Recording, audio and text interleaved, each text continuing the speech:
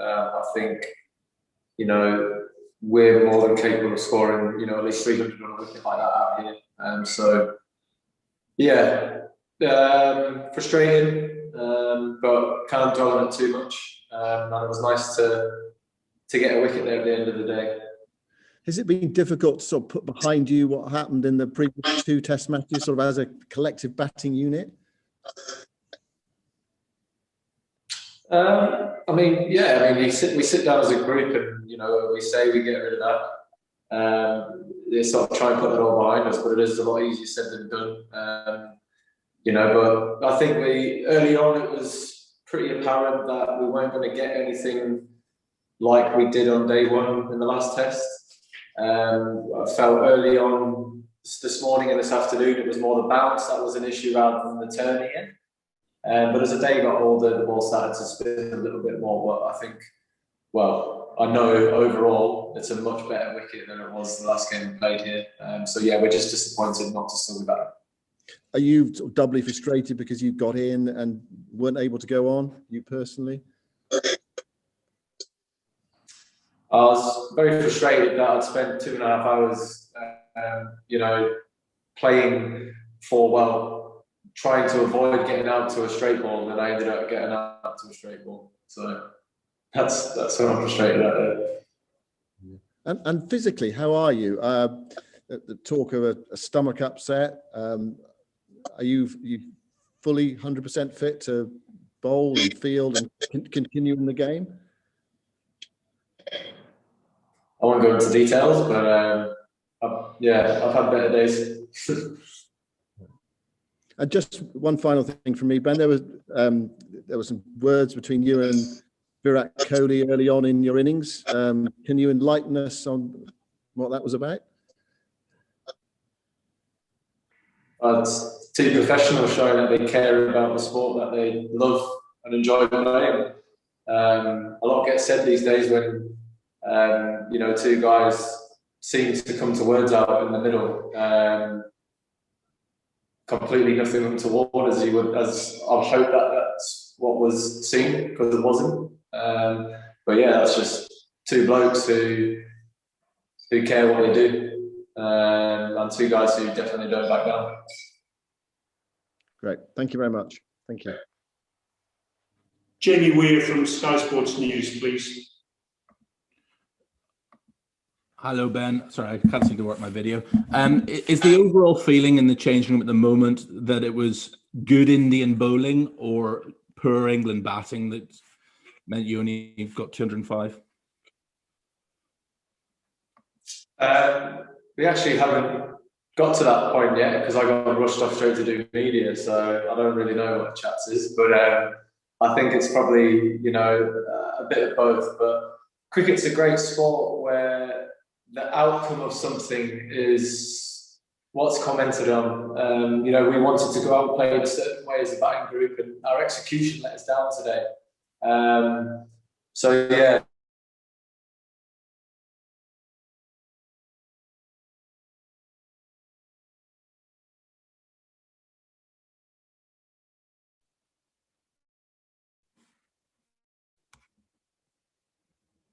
Just me. Still batting because we felt that it's a good wicket to bat. I think we're having a few Wi-Fi issues, but I'll ask another question. Are we? Yeah, carry on. Okay, my image is frozen. Oh, right, we're back now. Just to follow up to Simon's question about your condition as well, we appreciate not going into too many of the grisly details, but how much is it limiting what you can do? I mean, do you think you'll be able to, obviously as the second seamer in the team, play a full Test match with, you know, uninhibited? I'll tell the truth. I'll just have to wait and see day by day. Okay, Ben, thank you. Rory Dollard, please.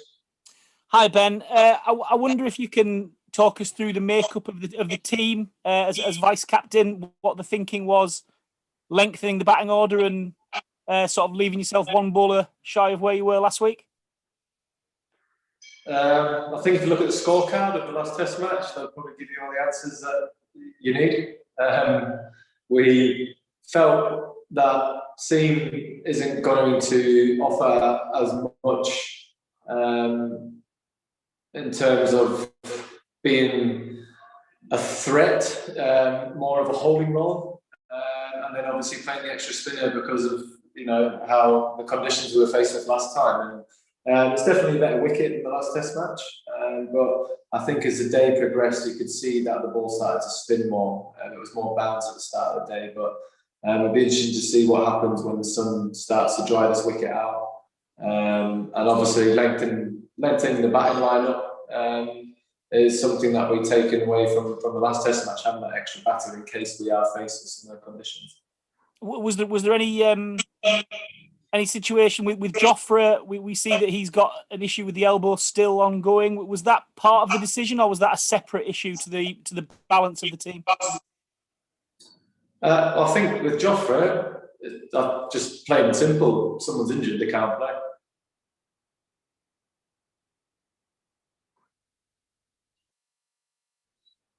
Dean Wilson, please.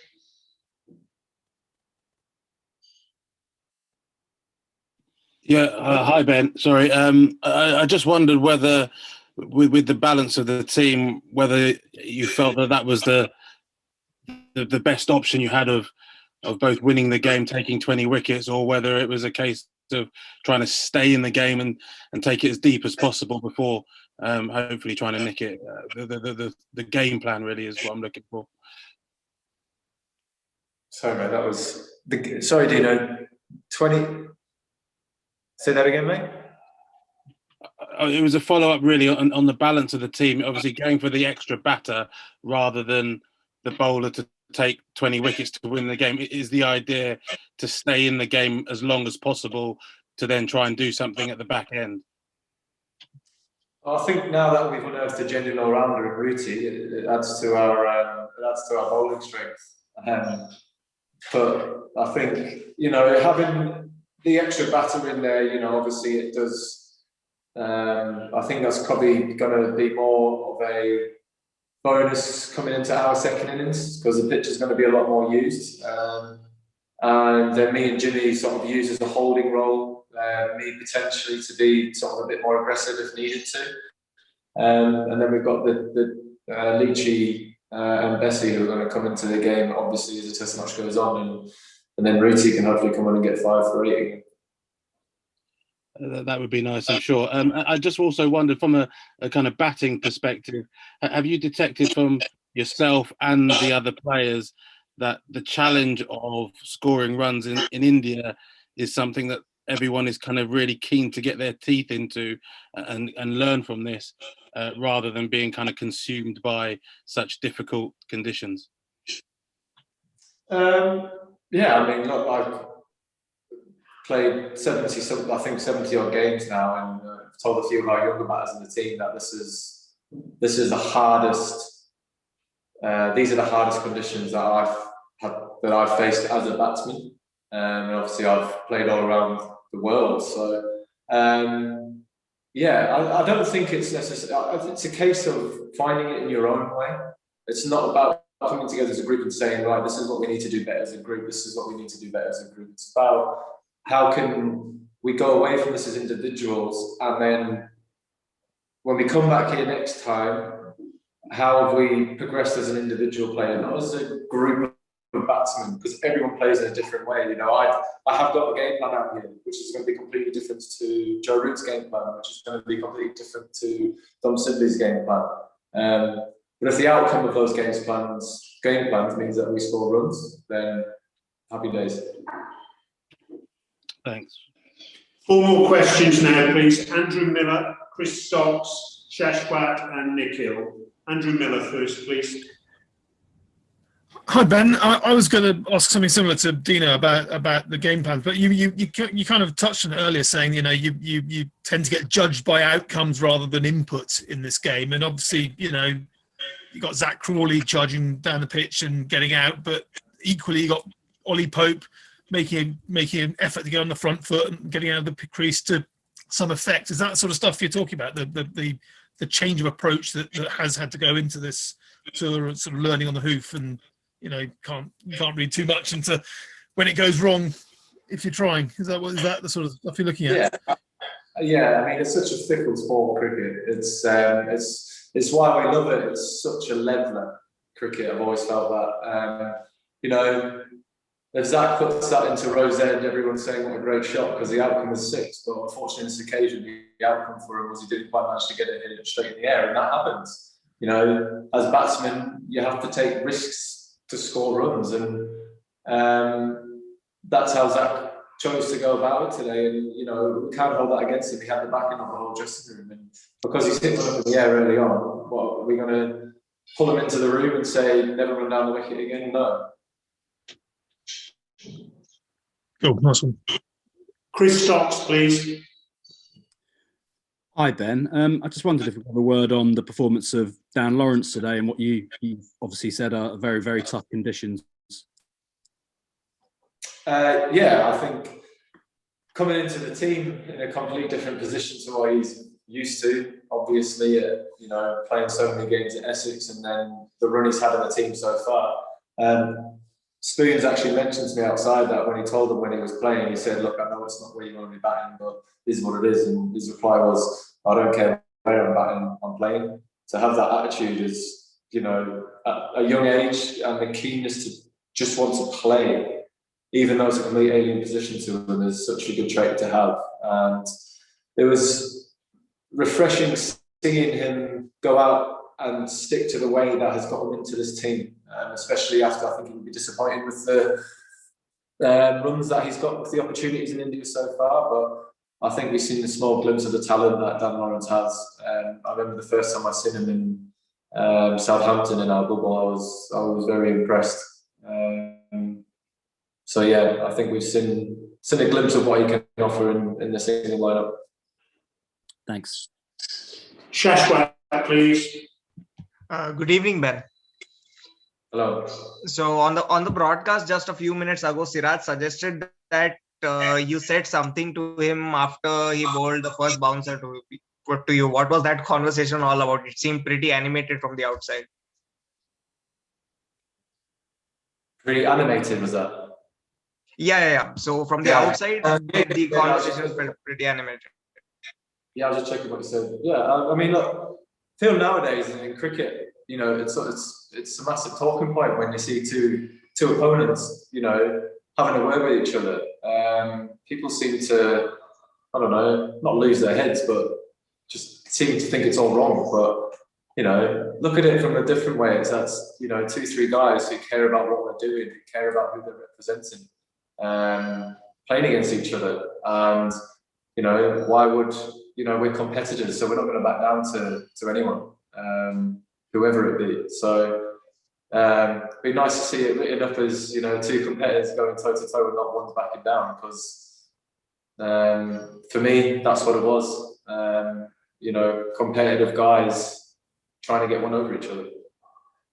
Okay, so as a slight follow-up to that question, so you've often come up trumps for England whenever the situation has been at its most adverse. So is there some different sort of preparation that you do, or is it just a matter of you having less of a cluttered mind as opposed to everything else that enables you to perform? Could you just say that a little bit slower, please? Yeah, so I was talking about you coming up trumps whenever England have needed, especially you talk about the World Cup final or the famous Headingley test. So do you prepare for these kinds of situations differently, or what is your approach heading into such situations? No, I just, you're going to be faced with similar situations, but they're never going to be the few and far between. I've played enough games now to be exposed to those different situations, so sort of getting an understanding of what's needed, and that comes with experience. You almost don't feel flustered as maybe I don't feel as flustered as maybe I would have done if I'd only played 10-15 games in that situation.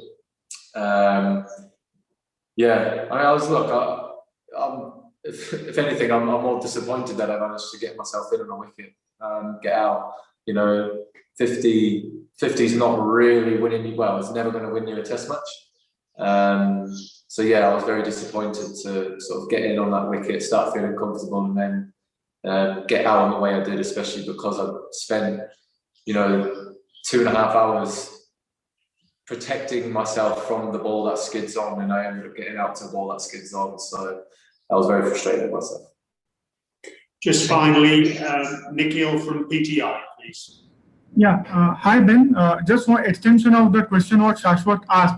Ravichandran Ashwin had dismissed you many times in this series. So when you went today to bat, were you on a different mindset to face him, or how did you go about it, thinking that the same bowler had probably dismissed you many times? What was your mindset today facing Ashwin particularly? Not a lot. Bowlers are there to get batters out, and batters are there to score runs. So yeah, that's what's going to happen. You come to India, you're going to face a lot of Ashwin, so he's got more chance of getting you out. But I don't read into the fact that he's got me out that many times. It is what it is. Someone's there to get you out. That's probably what I've got on that matter. He's a fantastic bowler, obviously, but it's his job to get batters out. Thank you very much, everyone. Thank you. Take care, and speak to you tomorrow.